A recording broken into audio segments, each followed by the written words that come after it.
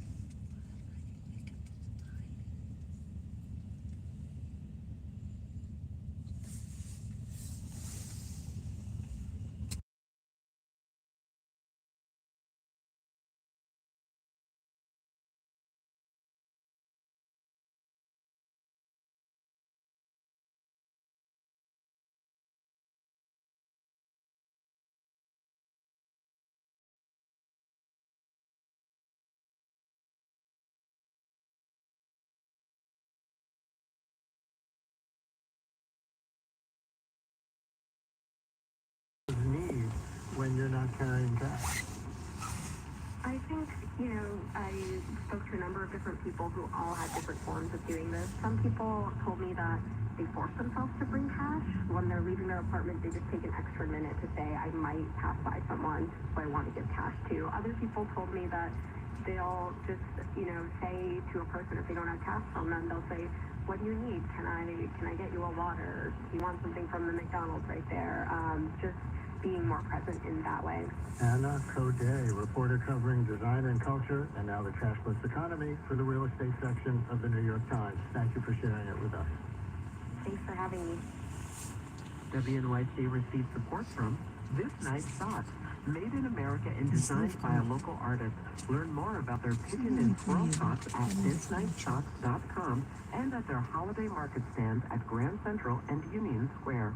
The New York Phil, Jane Glover conducts the orchestra, a quartet of vocal soloists, and the music of the Baroque chorus in Handel's Messiah, December 10th through 13th. Tickets at nyphil.org/holidays.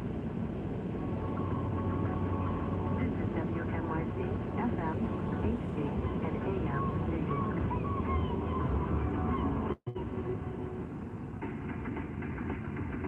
There are plenty of people who move to Florida or Arizona when they retire, but others find happiness in their golden years right here within the 5 boroughs.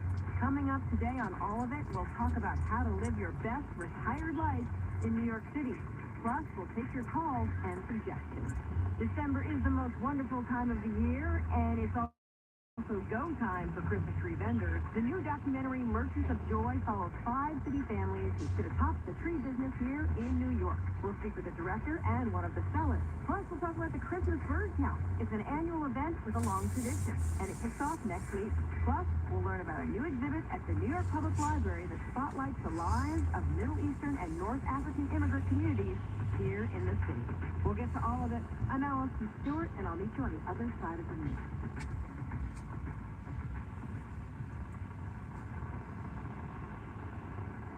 Live from NPR News, I'm Lakshmi Singh.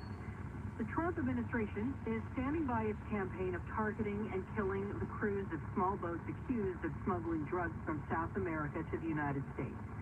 However, questions are mounting about the legality of those strikes, and critics say they believe a war crime was committed in at least one such encounter on September 2nd. It's still unclear who exactly gave each order to use deadly force, even though Defense Secretary Pete Hegseth has been visibly at the forefront of the overall campaign. And Here's Deirdre Long reporting on Headset's account during President Trump's cabinet meeting yesterday about the September 2nd deadly strike in Paris. He said he gave the initial order to strike the boat, and then said he learned the details about the second strike a couple of hours later. And said it was a decision made by Admiral Frank Bradley to lead the U.S. vessel operation in the end. While Headset said he quickly did make the call for a follow-on strike, he said Bradley had the complete authority to do so. NPR's Deirdre Long. The Kremlin says some aspects of the latest U.S. proposal for ending the war in Ukraine are unacceptable, but Russia remains open to further talks. It follows 5 hours of high-level discussions in Moscow yesterday involving Russian President Vladimir Putin, President Trump's special envoy Steve Witkoff, and Trump's son-in-law Jared Kushner. Here's NPR's Charles Lee. Kremlin spokesman Dmitry Peskov rejected the idea Russia had dismissed the U.S. peace plan outright, saying Putin's give and take over U.S. proposals was a normal part of the negotiating process. Peskov said Moscow remained open to future meetings to narrow differences, that Russia preferred diplomacy out of the public eye. The comments came after a late-night marathon meeting between Putin and White House envoys Steve Witkoff and Jared Kushner at the Kremlin to reach a compromise. The Americans had sought Putin's support for a revised U.S. peace plan for Ukraine, one that included more input from Ukraine and Europe after an earlier draft was criticized as heavily weighted in Russia's favor. Charles Baines, NPR News, Moscow. Republican Matt Van Epps is the winner of a special election for a U.S. House seat in Tennessee. The race drew millions of dollars in outside spending and national attention as well. NPR's Stephen Fowler reports Democrats are also claiming a victory of sorts. President Trump won Tennessee's 7th congressional district last November by about 22 percentage points. This week, Matt Van Epps won by 9. After super PACs from both parties poured millions of dollars into this high-profile contest, Democrats say the 13-point overperformance by their candidate Aston Bain is a good sign for 2026. In 60 state legislative and congressional special elections this year, Democrats have improved from their 2024 margins by an average of 13%. Stephen Fowler, NPR News. At last check on Wall Street, the Dow Jones Industrial Average was up 221 points. This is NPR News. And this is WNYC in New York. One of the men accused of beating the then 90-year-old owner of a beloved East Village snack shop will learn his sentence today in Manhattan court. Gerald Barth pleaded guilty to attempted assault and attacks on 3 men, including Ray Alvarez, who owns Ray's Candy Store. Police arrested the then 55-year-old Barth and a 39-year-old man, Luis Peroza. Peroza pleaded guilty in the case and is serving a 10-year sentence in state prison. Mayor-elect Zohran Mamdani says he's spoken with President Trump since their highly publicized meeting in the Oval Office.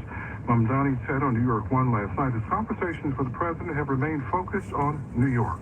I've spoken briefly with the president since then, and I've always kept it a conversation that's focused on the welfare of New Yorkers and the fact that New Yorkers are still struggling under a cost of living crisis. Even though it's been a few years since it was the focus of national headlines, it continues to be a focus for New Yorkers across the 5 boroughs.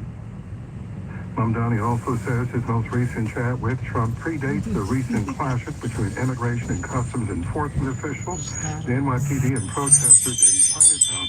Mamdani says in his administration, the NYPD will not be cooperating with ICE.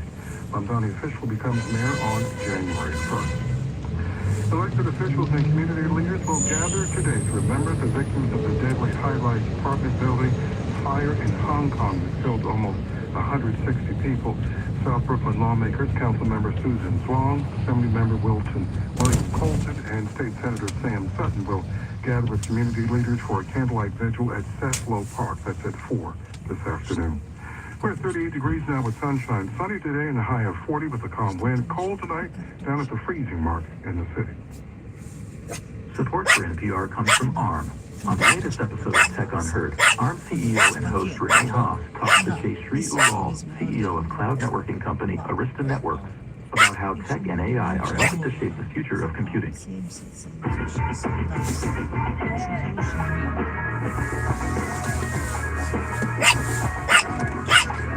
is All of It. I'm Allison Stewart, live from the WNYC studios in Soho. Thank you for spending part of your day with us. I'm really grateful that you are here. It is the season of giving, and hey, thanks to everybody who contributed to WNYC during Giving Tuesday yesterday. Here's another way you can give back. WNYC is teaming up with the New York Blood Center for a Чего ты? one-day blood drive. It's taking place Бедняжка, on чего? Tuesday, December 9th from 9:30 a.m. to 2 p.m. right here at the WNYC Green Space at the corner of Varick and Charlton Street. To sign up, head to nybc.org/WNYC. That's NYBC stands for New York Blood Center. .org/WNYC. I hope to see you there. I'll be there at 10:30 for my appointment. That's happening in just about 6 days. Now let's get this hour started with a conversation about a different kind of census.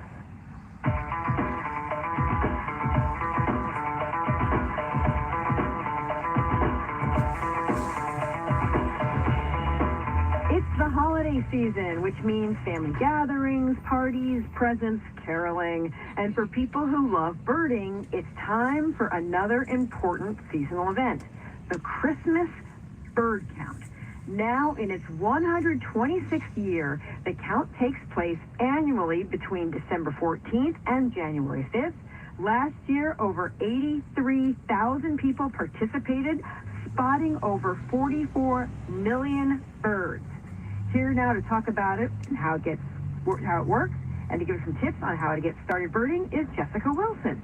She's the executive director of the New York City Bird Alliance. Jessica, welcome to all of it. Thanks, Allison. Thanks for having me. We'd like to hear from our listeners as well. Have you ever participated in the Christmas bird count? What was the experience like? Are you counting birds this year?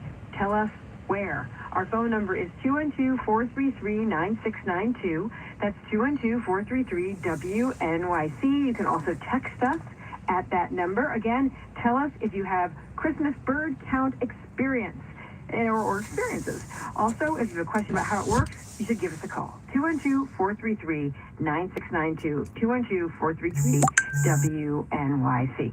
So I understand that the Christmas bird count has a New York origin story. What is it? The Christmas bird count, which, as you mentioned, is now its 126th year, started right here in New York City, in Central Park, actually. An ornithologist at the American Museum of Natural History, Frank Chapman, suggested that instead of hunting birds at Christmas, which was the tradition, we should go out and count them. And he rallied friends across the country to count the birds. That was in the year 1900. Was there an issue with the declining number of birds? There was. Birds were in decline in the late 1800s, most notably water birds, herons and egrets, beautiful birds with long plumage. Those were hunted for their feathers. They made gorgeous hats for women, high fashion. But the birds were in steep decline. And scientists were seeing that. So ornithologists suggested that instead of hunting birds, we should count them. We now continue to count those birds, and today that data is used to protect bird populations and keep the birds from declining. Yeah, how did people in 1900s New York City or the United States view ecology and conservation? Conservation was relatively new. There was a growing appreciation for nature. Certainly the creation of the National Park System a few decades earlier had popularized nature in this country. But at that time, at the turn of the century, there wasn't a lot of thought for the need to protect and conserve wildlife. Yeah, there was this quote from Frank Chapman that said, I once wrote about how he went on a walk in Manhattan and counted 542 people wearing hats adorned with plumage and even entire birds representing 42 different species. The hats were pretty amazing, but sort of grotesque, actually, to have an entire bird perched on top of your head. Okay, so I think it's important to take away from Frank Chapman's life is that he didn't start out as an ornithologist. Where did he start his career? I actually don't know that much about Frank Chapman. Oh, our expert is telling me he was a banker, is that right? He started out as a banker. Why do you think birding became a passion of his? I think he saw the beauty in birds, but also the need to protect them. Let's talk to Amy from Manhattan, who has called in. Hi, Amy. Hi, I was wondering, with that many birds being counted and that many birds just being around in the area, how do they know the same bird isn't being counted multiple times? Very good question, Amy. Thanks for calling. That's a great question. The Christmas bird count has been conducted for 126 years using a standard methodology. The count compilers, the leaders of volunteers across the country, use the same methodology to make sure that we don't double count birds, both at that moment for a particular count location, but also if the bird travels between locations. And because the same consistent methodology has been used for decades and decades, it allows us to track long-term trends in bird populations. We're talking about the Christmas bird count with Jessica Wilson, the executive director of the NYC Bird Alliance. If you have a question about how to get involved with the Christmas bird count, or you want to share your bird count story, or you have a question about getting started in birding, give us a call. 212-433-9692, 212-433-WNYC. Okay, so the count happens from December 14th through January 5th. What's the advantage and the disadvantage of counting local birds in the winter? There are other bird counts that happen throughout the year. There's a breeding bird survey, there's studies of nesting and migratory birds, but you also want to see what bird populations are doing as resident birds, wintering birds. Gives you a sense of how bird populations are doing over time. And so because volunteers have been counting birds in the winter for more than 100 years, it gives you a sense of how those populations are doing. Are they growing? Are they declining? We got a great text here that says, "Hi, there are 2 birders in Stuyvesant Town who bird every single day. One of them, Anne, will lead a Christmas bird count. It's a lovely community event, and we get a great number of bird species who live in Stuytown. Looking forward to joining again." Thanks for the text. Let's talk about the business of the Christmas bird count. Who's in charge? Across the country, the Christmas bird count is coordinated by the National Audubon Society, and it's individual Audubon chapters and volunteer groups that are part of the network that make the Christmas bird count possible.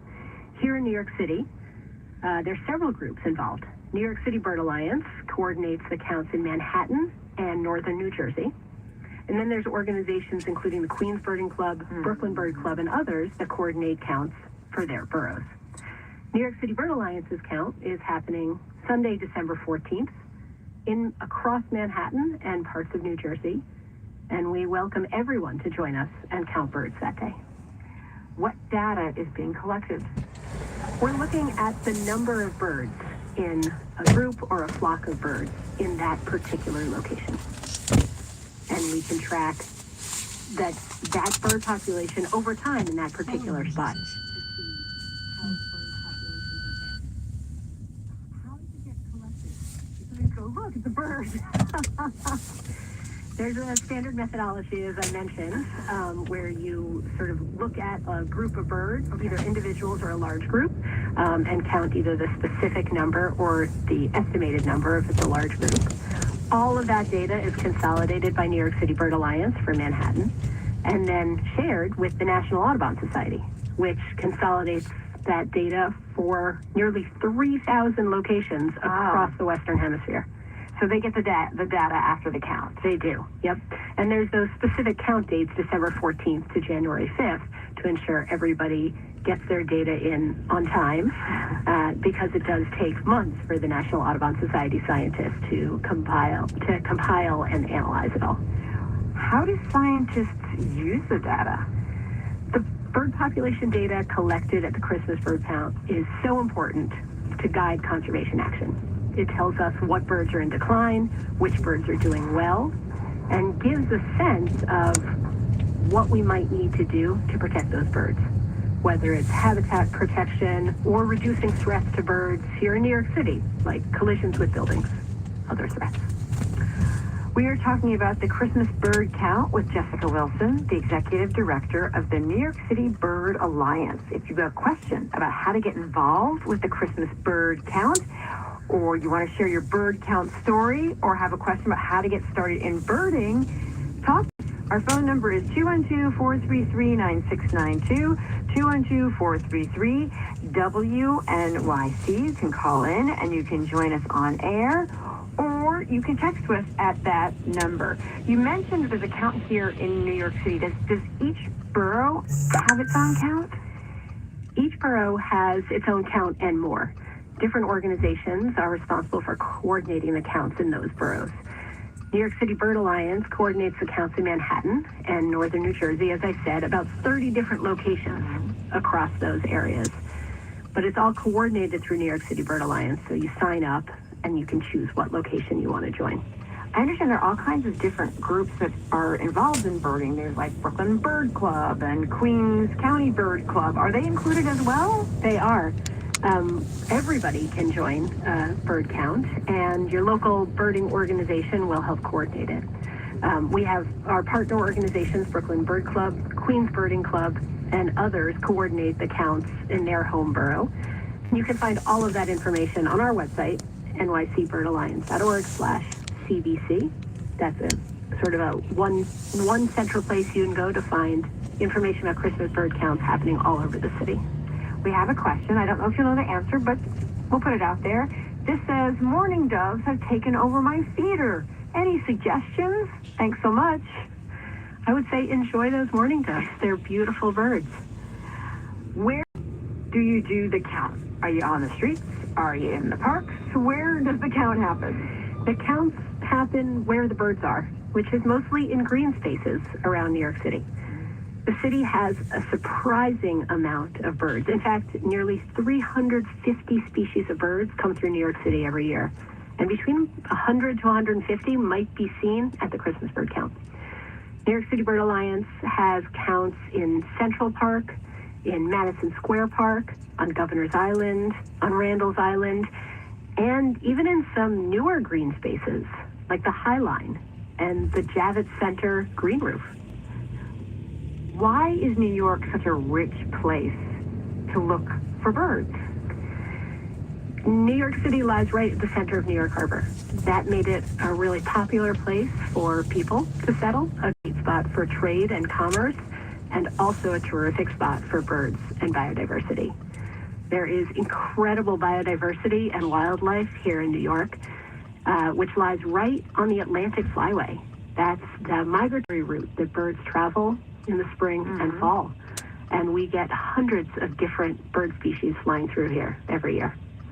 Let's talk to Heather from Brooklyn. Hi, Heather. Thank you for taking the time to call all of it.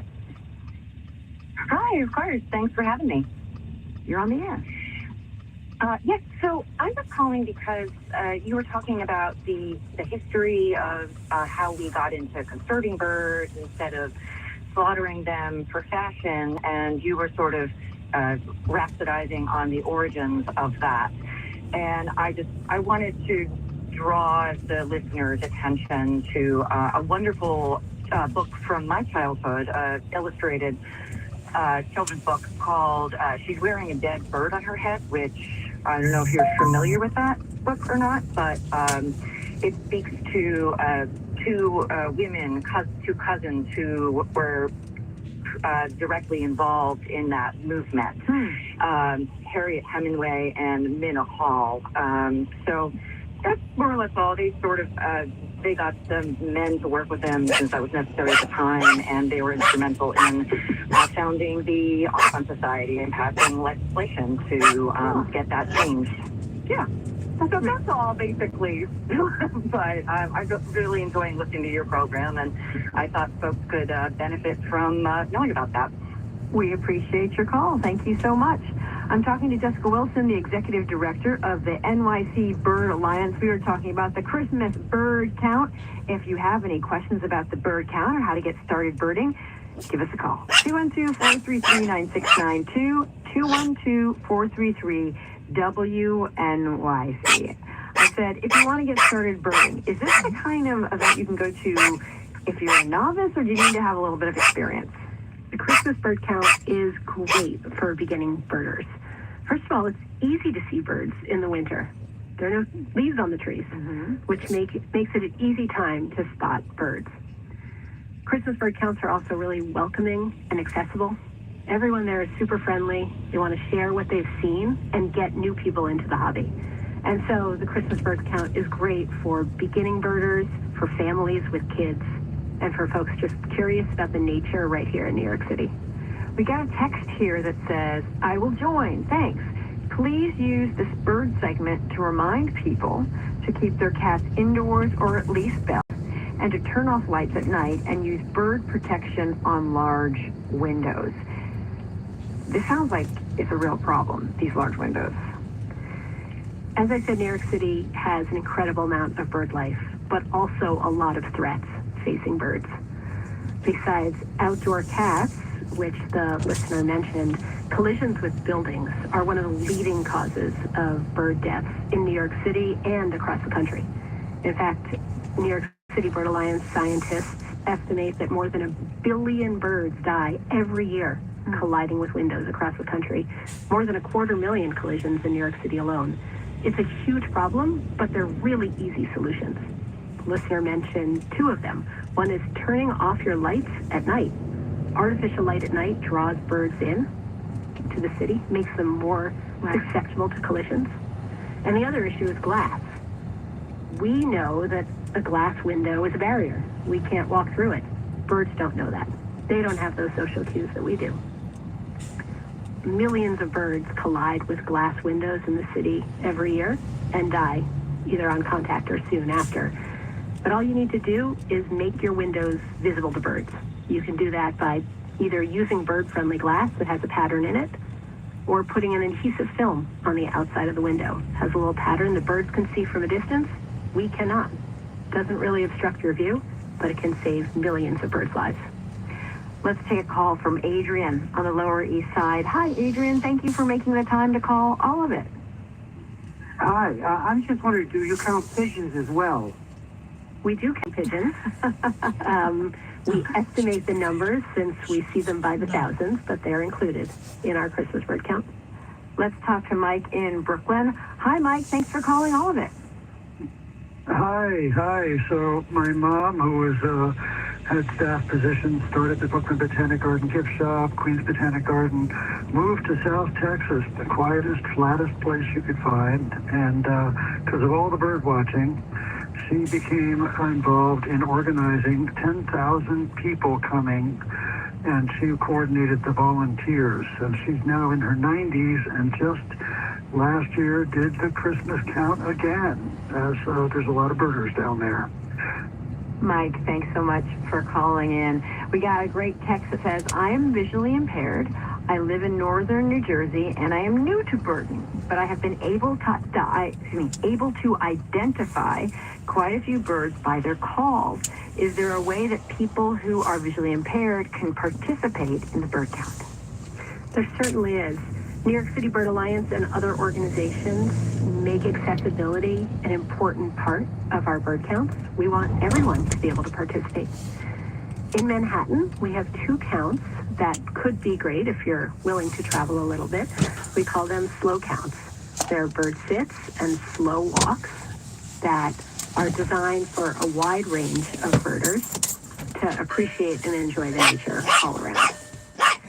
This text said, the guest said there is a methodology to keep from counting the same birds more than once. What's the methodology? It's so specific that I don't have all the details. Fortunately, New York City Bird Alliance scientists train our volunteer leaders on exactly how to do it.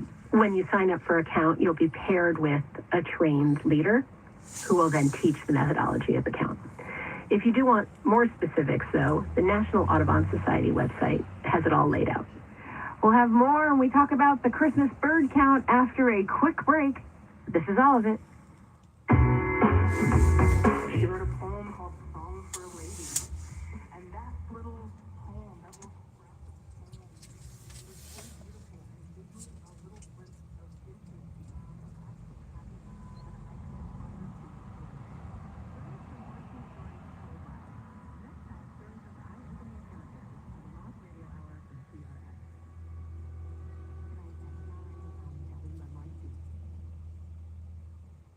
VibeZ is supported by Operation Mincemeat, a new musical. This musical comedy tells the improbable true story of the secret mission that turned the tide of World War II. Tickets at OperationMincemeat.com. Duke University, Devils in Detail, the podcast of Duke Magazine presents Made for This Blue Chair Conversations. featuring one-on-one interviews with Duke changemakers as they share what inspires them. Available on all podcast platforms. Support for WNYC comes from Science Friday, presenting Big Mysteries, an end-of-the-year celebration featuring host Ira Flato and Dr. Sean M. Carroll this Friday at 6 p.m. at the Green Space. Tickets at wnyc.org/events.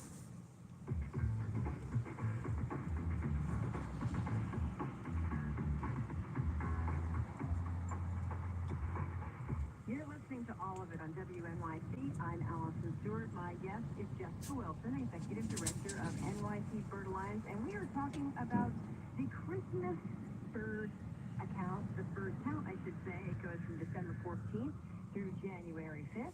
We have got a call from, I guess it's Gray from Montclair. Hi, Gray. Thanks for calling. Hello, can you hear me? Yeah, I can hear you. Yeah, so Jessica, can you tell us what are the long-term, can you summarize the long-term results of the bird count as far as populations and diversity? Has that changed over the past decade? Thank you. Thanks. That's a great and very important question because that data is exactly why we conduct. No, this New York. Tracking bird populations for 126 years has revealed some really startling and scary declines in bird populations. That data collected is paired up with other bird surveys like the Breeding Bird Survey that I mentioned earlier, as well as crowdsourced data on a platform called eBird, and used to track populations over time.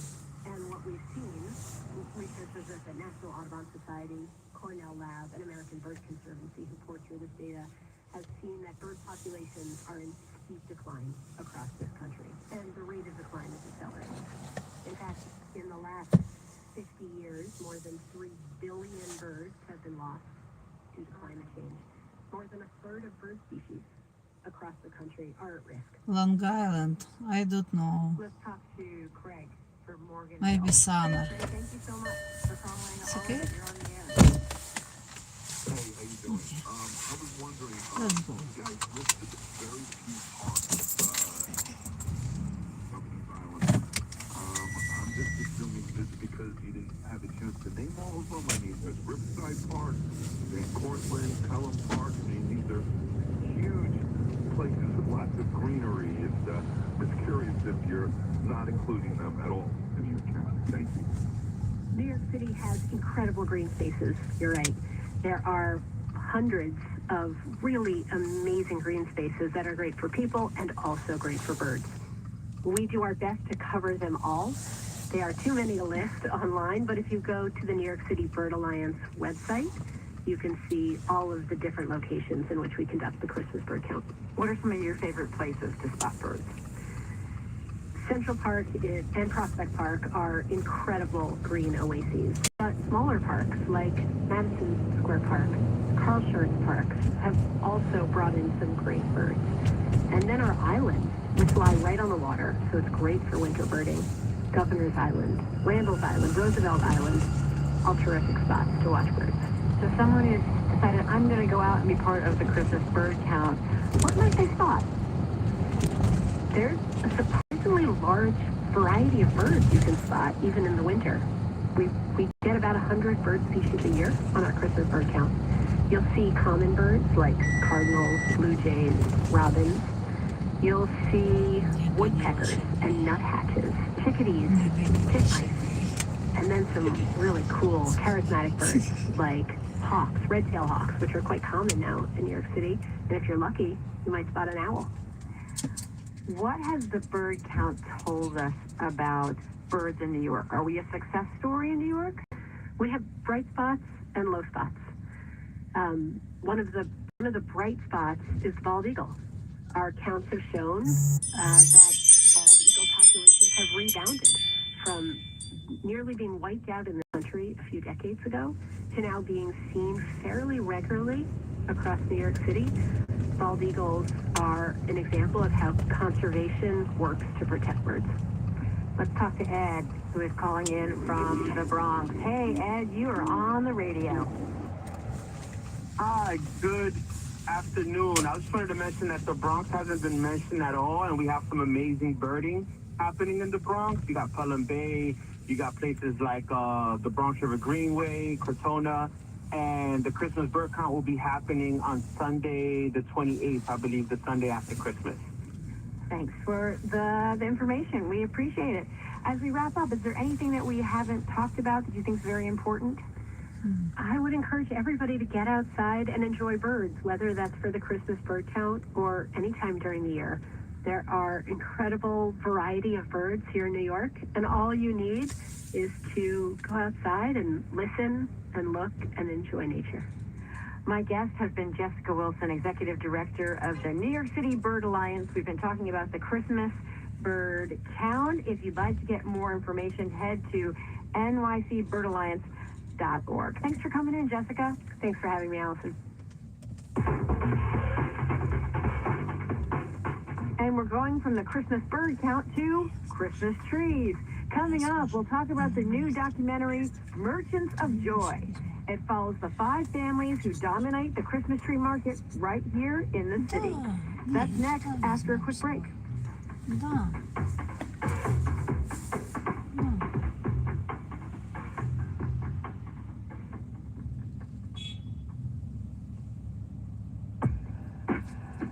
Midterms are less than a year away, and election officials across the country are already preparing for the possibility of interference by the Trump administration. At this point, I think we're all kind of used to, all right, what's the next crazy hairball thing that's going to pop up? I'm Mary Louise Kelly. What election officials are watching for as midterms draw closer on All Things Considered from NPR News.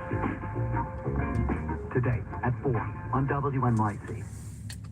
WNYC support comes from 20th Century Studios presenting Ella McKay, a new comedy from writer-director James L. Brooks, starring Emma Mackey, Jamie Lee Curtis, with Albert Brooks and Woody Harrelson.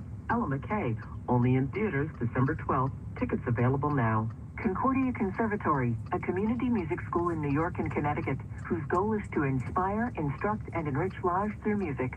Learn more at concordiaconservatory.org. Every day, WNYC is working to get closer to New York and to New Yorkers. The underwriting we get from businesses helps power our independence. Learn how your organization can join in at sponsorship.wnyc.org. This is WNYC, 93.9 FM and AM 820, NPR News and the New York Conversation.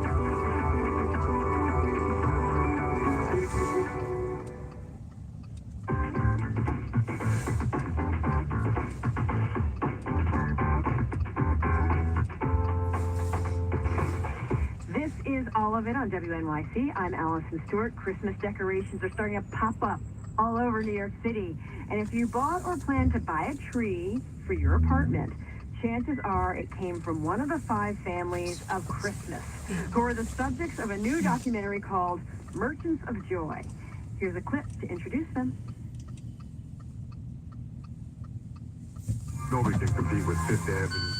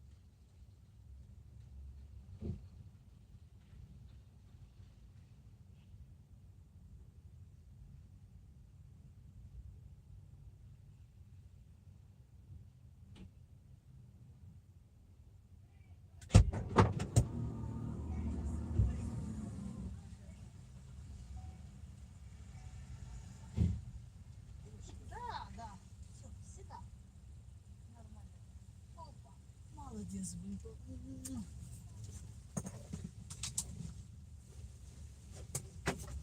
Це не треба тут, куди воно на неї з'їжджає.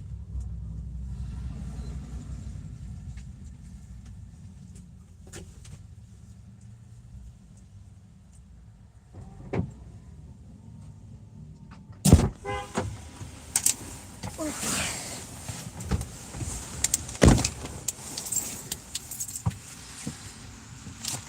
сейчас.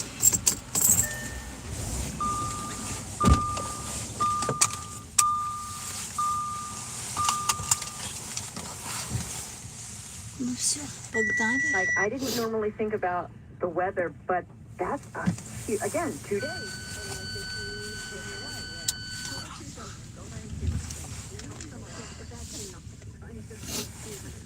Anybody involved, but it's so funny. I walk by Heather every day on the way to work, and I see her doing her magic. Yeah, and it's kind of wild. Let's talk about Kevin.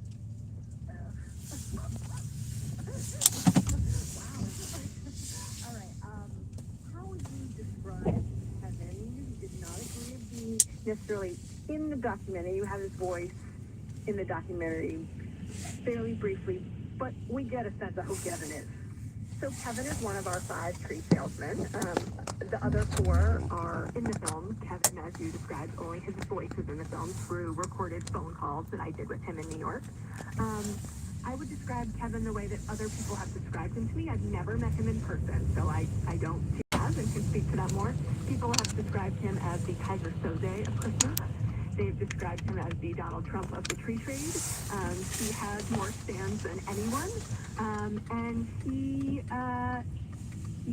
is furious about people encroaching on his territory, and he will do whatever it takes. He doesn't really care too much if we pisses off. This says, we used to get real trees until we got 2 cats. Are there any trees that are safe for cats? I don't know what safe means. Keeping them off of it? Good luck. Yeah. That's an answer that I know, actually. So I don't know about keeping them off, but I've heard that for pets, they're worried about people drinking the water in the tree, and you actually can get, I was at a tree show. Oh, yeah. You can get this sort of gel material now that even if they try to eat, it's safe for them, but they don't because it's more solid and it still hydrates the tree. I wish that I had the answer for that, but unfortunately, I think that is just a cat problem you're never going to get rid of. This text says, I walked past St. Mark's Church in the Bowery, 2nd Avenue, between 10th and 11 at a much slower pace this time of year, savoring that precious smell of potting. Is that on 42nd Street? That's on the Lower East Side. Yeah, but between 9th and 10th is we have a spot right there. It might be. 42nd in that spot is so beautiful. He has so much room. He's got lights up. It's like a little forest. I recommend anybody just walking through there. You want it to smell so good because there's a bakery right there too. So you got the Christmas. Oh, it's so beautiful. I was just down there yesterday. What questions do people have for you when they come to get their trees? When they come to get their tree? Yeah, they show up. Here I am. I'm going to get a tree. What do they want to know? Most people, it's been a bit since I've been on the street, but lots of people want to know the different types, like what's the difference, which the needles are going to fall off on. Also, can you plant it after? Which, no, you cannot. It has no roots. Do we deliver? Yes, we do.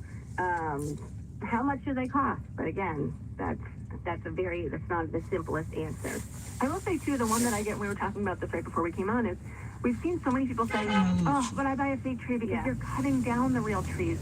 That's such a misperception of what's actually the reality, which is trees are a crop, and for every tree that gets cut down, 5 more gets planted. And so if you're comfortable eating corn, you should be comfortable buying a real tree, and it's not bad for the environment. It's actually better than mass-produced agriculture because these are actually trees that grow natively in forests, this is what the land would be. It's forest land, and it's not like you're cutting down a rainforest and planting palm oil trees, because those are homogeneous and not part of the environment. These trees, the Frasers only grow in certain parts because balsams only grow in certain parts of Canada.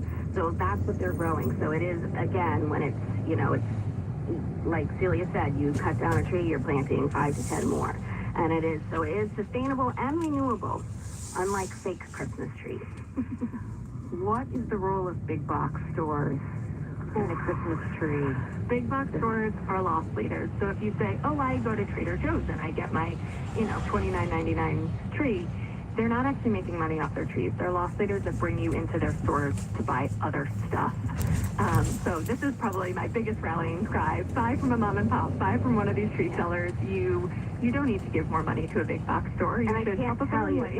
No, go for it. How many people bring their trees to us to cut the bottoms off because they don't give you that experience. And how many people come back to us like, I bought my tree and now it's dead? It's because nobody is there being like, okay, you need to cut the bottom off. You need to they just care about, here, you take this tree and leave no variety. There's no feeling. There's no feeling. This text says, which tree smells the best? Balsam. Why? It's the traditional Christmas tree. It's the old school. It's been a Christmas tree forever.